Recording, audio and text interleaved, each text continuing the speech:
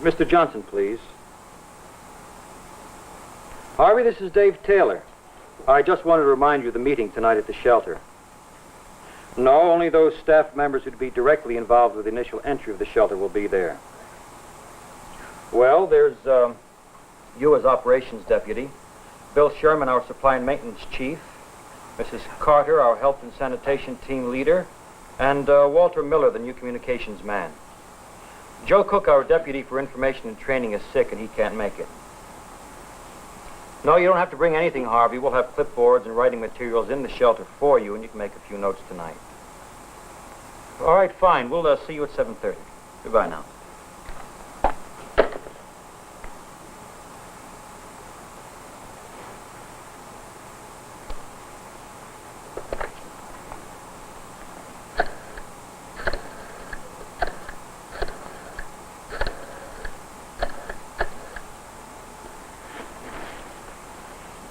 Mr. Robbins, this is Dave Taylor, the manager for your shelter. I sent you a letter about assisting Joe Cook with information and training. Well, Joe's sick, and I was wondering if you could make a meeting tonight. Oh, well, this won't be our only meeting, Mr. Robbins. The next one's in 2 weeks. How about coming over and meeting the rest of the staff then? All right, fine. Look, I'll check with you again in about 10 days. All right, goodbye. Oh, have a good trip. All right.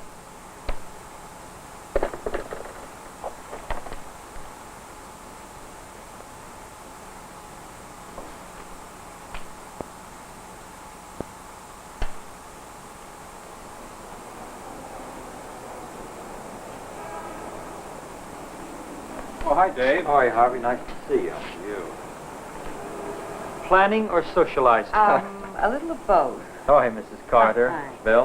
What's in the jug? Oh, coffee for everybody. Good. Walt Miller not here yet? Who's that, Walt Miller? The young fellow works at the Circle Radio TV shop. He's our new communications man. Yeah, let's wait outside for him. Lovely. Say, Dave, I was thinking about entry. That's our subject for tonight. I ought to place a member of my security team right here in this doorway to keep an eye on what people are bringing along. And he'll have to be firm about what comes in. I take it that furniture and large boxes of personal effects will have to be left outside here.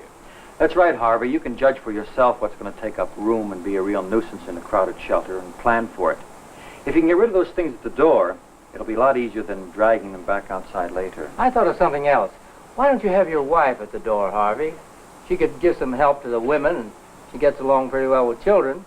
Make people feel better seeing her here. It wouldn't hurt to have another woman familiar with staff activities to help out Mrs. Carter anyway. I think Hazel would like to be included. I'll tell her when I get home. Fine. Give him my love. I will. Oh, hello, Walter. Oh, I'm sorry I'm late, Mr. Taylor. That's all right. I'd like you to meet Mrs. Carter, our health and sanitation How do you team do? leader. Sorry, Miss Carter. Harvey Johnson, operations deputy. Oh, I know, Mr. Johnson. Good. And Bill Sherman here in charge of supply and maintenance. Well, good Hi, to know you. sir. Glad to know you. All right, let's get started, huh? Oh, this is the key to the door with a couple of extras. We'll give one to you, Harvey. Thank you very Bill, much. you get one, too. And we'll have to decide on another place to keep one in case any of us don't make it. All right, let's go inside. Let me try mine, huh? Be my guest.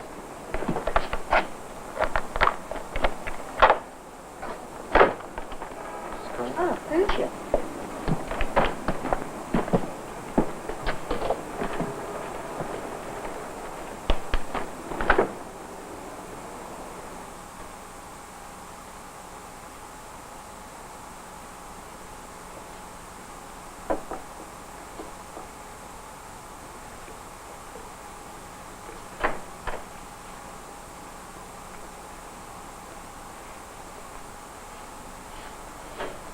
Walter, you want to join us at the table, please? All right. The things we're going to discuss on the areas you particular people represent. The rest of the staff isn't here. I thought tonight we should become generally acquainted with the shelter and with the supplies and equipment we'd be working with immediately upon entry. Also what our function should be at that time. As a matter of fact, that's the first important point. You know, any one of you may have to act as shelter manager. Yes, we should all be capable of filling each other's jobs, just in case one of us doesn't get here. That's it exactly, Harvey. Now, here is the organizational chart for our shelter. It shows our jobs and our relationship to each other. And this is the order we'd move up to fill any vacant spots in case any of us should fail to arrive. Here are some copies of that for you, which you may have. As an example, we should all know what medical supplies are available. If, for instance, Mrs. Carter doesn't arrive. Now, she happens to be a nurse, but we may have to find someone with first aid training from among the shelter occupants. Also, we could fill any of these slots by selecting people from the shelter. I can teach everyone what they need to know about operating the radio. Okay, Walter, that's what we're here for. But tonight I thought we'd just have a general kind of orientation. I don't want to make this too long, but I do want to be sure that each of us understands the other's job. All right, let's go through the shelter now and check out the various duties. I'd like you each to explain your own as you know them. First, Oh, somebody's duty ought to be to get this place cleaned up, get these nails and scrapes out of here. I'll take care of that. this is the administrative packet, which will be kept on the shelf here. The first one of us to arrive during an attack should immediately get this packet and follow the instructions inside. You'll find certain items which we've put in here. You have stationery, tablets, pencils, pens, erasers, and so forth. David, you've already got the registration form. Yes, and this is important. The registration form should be filled in as quickly as possible by all the occupants. Here is a list of the various technical references we have in the shelter: medical, guide to shelter management, and other civil defense manuals. Our log journal, which will be kept by the administrative clerk, and 2 copies of the shelter operations plan, how we will operate and what we will do. Dave, I think we should post the organization chart, the SOPs, and the staff duties, along with a map on the bulletin board. It's a good idea, Harvey. Let me make a note of it. Now, we've all seen the shelter already, but let's all walk through together now. Now, this door is the primary entrance and exit for the shelter itself. Just outside this door in the hallway, the radar monitors will check for contamination of personnel and equipment. Harvey, you'll have a member of the security team here to direct incoming occupants and keep count as we discussed outside, right? I'll try to be here or nearby myself. Harvey, I've been thinking about strangers to the community who might find themselves here. Well, if you direct them to me or to some of us who live around here and already know each other, it would be a start toward cooperation and kind of making them feel welcome. That's a very good idea. Look, if anybody else has any other ideas, keep bringing them up as we go along. All right. This is a special chest for valuables and any dangerous items that occupants may bring in upon arrival. Things such as pocket knives or weapons will be left here and a receipt will be issued. That is also part of the security job. Keeping you pretty busy during entry, huh, Harvey? That's right. Now, communications.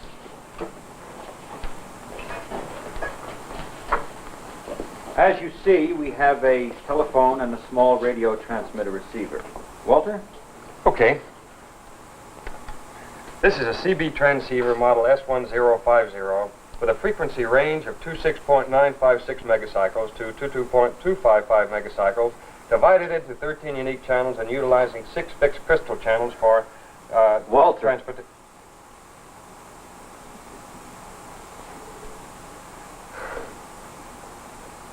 This is the power plug. This is the outlet. And you just plug it in here and then turn it on here. It'll also operate with batteries. Our first job when we get here should be to try to make contact with the control center, either by telephone or by radio. So somebody should be standing by in case I'm not here. We should try to contact control center immediately and let them know our situation. Okay. Any questions? Not for me. We'll have complete practice and technical sessions later, Walter. Now, the telephone is our main line of communication. If it doesn't work, then the radio is our backup. All right, Bill, how about supply? Well, over here we have containers of government food, health and medical supplies, according to the capacity of the shelter. Also some extras we put in there. We will have to get rid of those crates. Now, the first thing when you enter during an attack, you must check over these supplies. On the bulletin board will be an inventory of all the supplies and equipment in the shelter. Now, those must be checked over too. And the supply team will issue anything that's needed immediately for food, sanitation, or any of the extras I've mentioned. The medical supplies are Mrs. Carter's bailiwick. Well, this is a standard medical kit, and it's more than adequate for handling the more common illnesses and injuries. Also, inside are booklets on the treatment and use of medicines. Now, the sanitation team will be responsible immediately for assigning people to keep this place clean and for putting into effect rules for sanitation and personal hygiene. Another important point when the shelter is entered. Check power, water, sanitary facilities, and emergency items. Be sure that everything is working. Also check heating and ventilation. And this must all be done immediately in case we have to send someone outside the shelter to make repairs. I want to do it before fallout radiation arrives. Of course, radiological monitoring and checking will take place right after entry. Now, Joe Cook isn't here tonight, so except for information, that just about sums up the various staff duties on entry. Why don't we go in, sit down, and discuss it further?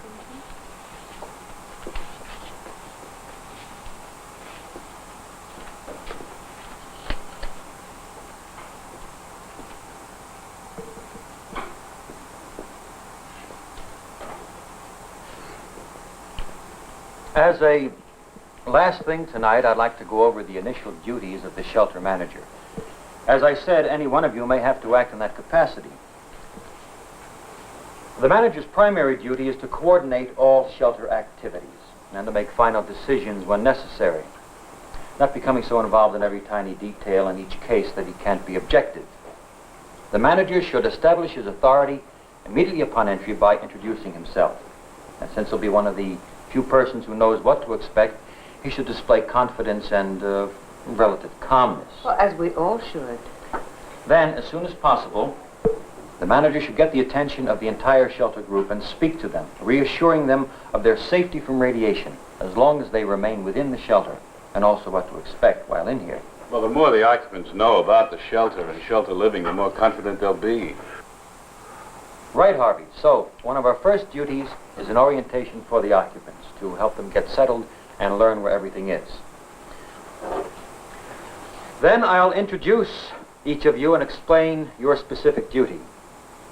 I'll make it clear that our shelter offers us adequate protection. Our supplies and equipment are adequate, and they certainly should know this. Then we'll give them a briefing on our standing operating procedures, rules for safety and health, and a tentative daily schedule. The registration form should be filled in as quickly as possible by all the occupants.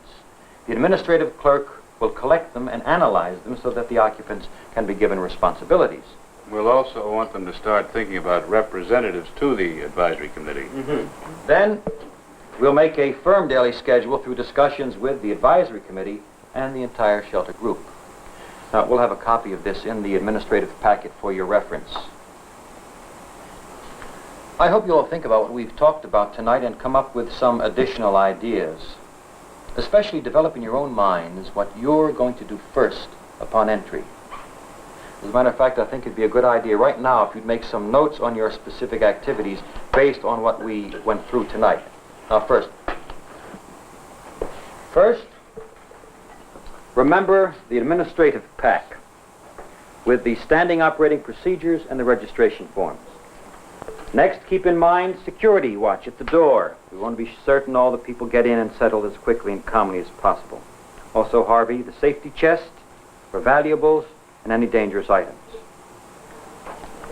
Then, we have the telephone and Walt's radio set for communications, making contact with headquarters as soon as possible. Although Mr. Sherman is in charge of supplies and facilities, remember that Mrs. Carter has to check all the medical supplies and the sanitation setup right away. We have to know that everything is in place and working order. I'm sure each one of you could do a creditable job as acting shelter manager, and I'm sure you'll cooperate with me or whomever takes my place. If I'm late, I'll simply take up where the acting shelter manager left off. I think we're pretty well squared away for the first meeting, David.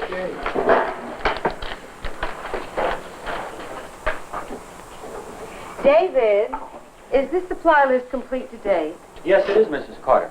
Oh, one more thing before you go. Here's a list of various items we might want the people to bring in if they care to. Things like blankets, extra food, and so forth. Why don't you all just take a copy? Okay, that just about wraps it up. We'll all meet here together with Mr. Robbins in 2 weeks at 7:30 on the 23rd. I'll give you a phone call on the Monday of that week just to remind you. Good night, Bill. Bye, Jay. Thanks for coming. Good night, So long, David. Harvey. So long, Bye, Dave. bye. Bye, Walter. See you again. Thank you.